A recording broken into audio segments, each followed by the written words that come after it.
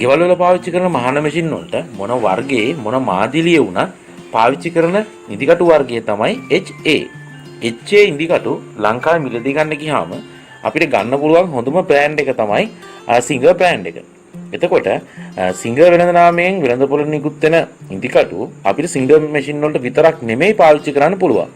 අපිට ගෙවල් වල පාවිච්චි කරන ඕනම මාදිලියක ඕනම වර්ගයක මහාන මැෂින් එකකට යොදාගන්නේ මේ HA ඉදිකටු තමයි. ඒතරදී බොහෝ වෙලාවට අපිට ඔය කොළවල ඔතලා කඩදාසි පැකට් වල එක එක විදිහේ පැකට් වල තියෙන ඉදිකටු වෙළඳ පොලේ දකින්න පුළුවන්. නමුත් කිසිම කරදරයක් නැතුව මහා ගන්න පුළුවන් හොඳ ඉදිකටුවකට තියෙන්නේ සිංගර් එකේ ගෙනල්ලා විකුණන සිංගර් නීඩල් එක තමයි.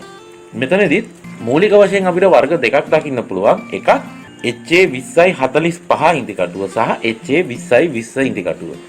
HA 20/20 ඉදිකටුව හදලා තියෙන්නේ සාමාන්‍ය මැහුම් මහා ගන්න පාවිච්චි කරන්න. HA 20/45 ඉදිකටුව පාවිච්චි කරලා තියෙන්නේ ඇදෙන රෙදි එහෙම නැත්නම් සමහරක් සිනිඳු රෙදි ඒ වගේ දේවල් කරදරයක් නැතුව මහා ගන්න. නමුත් මේකෙන් HA 20/45 ඉදිකටුවෙන් ඇදෙන රෙදි මහන්න හදලා තියෙන්නේ කියලා කිව්වට ඒකෙන් අදහස් වෙන්නේ නැහැ සාමාන්‍ය රෙදි මහන්න බෑ කියලා.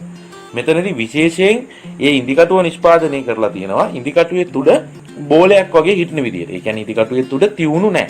එතකොට සිනිඳු සහ ඇදෙන රෙදිවල ගොතලා තියෙන නූල් වලට හානියක් කරන්නේ නැතුව පහළට ඉදිකටුව ගිහිල්ලා යට අපි බොබින් එකේ නූල පටලලා දෙන්න පුළුවන් විදියට නූල තොණ්ඩුවක් හදලා දෙන වැඩේට පහසුවක් සලසලා දෙනවා මේ බෝල් පොයින්ට් ඉදිකටු. බෝල් පොයින්ට් ඉදිකටු කියන්නේ HA 20/45 ඉදිකටු වලට. සමහරක් අය මේවට රැන්ග්ලර් ඉදිකටු කියනවා, වෙට් ලුක් ඉදිකටු කියනවා.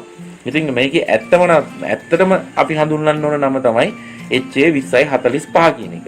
මේකෙදිත් එක එක සයිසස් තියෙනවා. එතකොට අපිට නෝමල් සාමාන්‍ය මැහුම් වලදී පාවිච්චි කරන්න පුළුවන් HA 20/20 ඇදෙන රෙදි වගේ දේවල්, සිනිඳු රෙදි වගේ දේවල් මාන්න පාවිච්චි කරන්න පුළුවන් HA 20/45. ඕක තමයි මූලිකව ගෙවල් වල පාවිච්චි කරන ඉදිකටු වල තියෙන වර්ග දෙක. අපි තවදුරටත් මේක කතා කරගෙන යමු ඉස්සරහට අනිත් විශේෂ දේවල් ගැන. සිංගර් ඉදිකටු ගත්තාම විශේෂ දෙයක් තියෙනවා. සිංගර් ඉදිකටු වල ඉදිකටුවේ සහ පැකට් එකේ ඉදිකටුවට අදාළ වර්ණ තීරුවක් සටහන් කරලා තියෙනවා ඉදිකටුවේ සහ ඉදිකටු පැකට් එකේ. එතකොට අපි පැකට් එක ගත්තත් පැකට් එකේ ප්‍රමාණය සහ ඉදිකටු වර්ගය සටහන් කරලා තියෙන කොටසේ ඔබට මේ පින්තූරේ පේනවා ඇති සටහන් කරලා තිනවා එක් එක් වර්ණවල තීරුවක් යටින්ම. අන්න ඒ විදිහටම ඉදිකටුව හයි වෙන කොටසේ, ඒ කියන්නේ කඳේ උඩ කොටසේ 20/45 වුණොත් ගෝල්ඩ් කලර් වෙන්න පුළුවන්. එහෙම නැත්නම් නෝමල් ඉදිකටුවක් වුණොත් රතු පාට වෙන්න පුළුවන්. හැබැයි මේ ඉදිකටුව හයි වෙන කොටසට පහලින් වර්ණ තීරුවක් සටහන් කරලා තියෙනවා ඒ ඉදිකටුවට අදාළ ප්‍රමාණයත් එක්ක. මේක වැදගත් වෙන්නේ මොකද අපිට ඉදිකටුව එකපාරට දැක්කම අඳුර ගන්න බැරි නම් අපිට ඉදිකටු හඳුනා ගන්න හරිම ලේසි. පැකට් එකේ සහ ඉදිකටුවේ වර්ණ තීරුවක් සටහන් කරලා තියෙනවා එක් එක් ප්‍රමාණයන් වලට එක් එක් වර්ණ තීරුවක් විදිහට. එතකොට මේක 20/45 බෝල් පොයින්ට් වල සහ 20/20 නෝමල් වලත් වෙනසක් නැතුව සටහන් කරලා තියෙනවා. එකම වර්ණ තීරුවක් තමයි ප්‍රමාණයට අදාළව සටහන් කරලා තියෙන්නේ. සයිස් 9 ඉදිකටුවේ වර්ණ තීරුව කොළ පාටින් සලකුණු කරලා තියෙනවා. සයිස් 11 ඉදිකටුවේ වර්ණ තීරුව තැඹිලි පාටින් සලකුණු කරලා තියෙනවා. සයිස් 14 ඉදිකටුවේ වර්ණ තීරුව නිල් පාටින් සලකුණු කරලා තියෙනවා. සයිස් 16 ඉදිකටුවේ වර්ණ තීරුව දම් පාටින් සලකුණු කරලා තියෙනවා.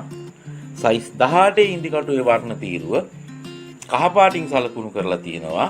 සයිස් 21 ඉදිකටුවේ වර්ණ තීරුව රතු පාටින් සලකුණු කරලා තියෙනවා. දකින්න පුළුවන් අපිට. මේ තියෙන්නේ HA 20/20 ඉදිකටු.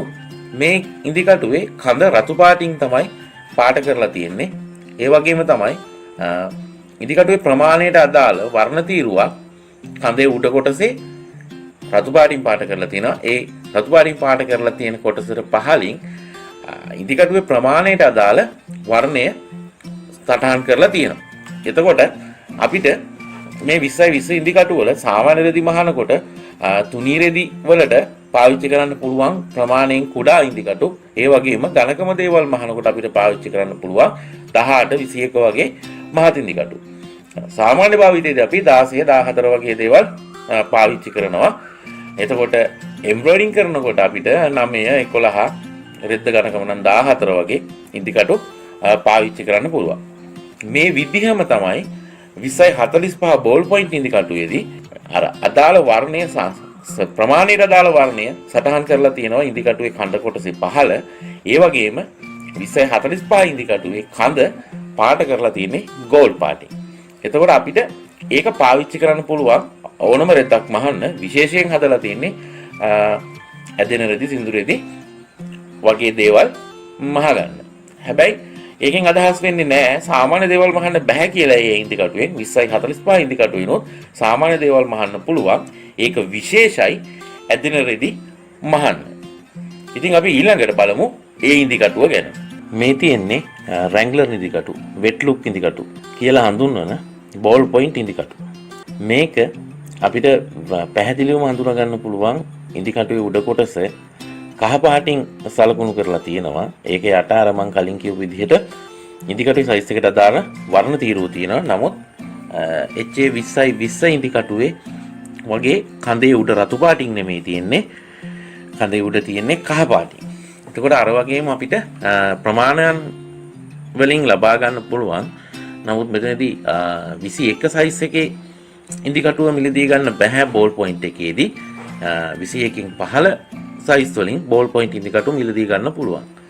මෙතනදී කිසිම ගැටලුවක් නැතුව අපිට ඇදෙන රෙදි, සෙනිදු රෙදි, ටී-ෂර්ට් රෙදි ඒ වගේ මහන්න අපහසු දේවල් මහන්න යොදා ගන්න පුළුවන් මේ ඉදිකටුව. නමුත් එකෙන් අදහස් වෙන්නේ නැහැ අනිත් දේවල් මහන්න බෑ කියලා. කිසිම ගැටලුවක් නැතුව අනිත් දේවලුත් මහන්න පුළුවන්. ඉතින් මගේ යෝජනාව තමයි අපි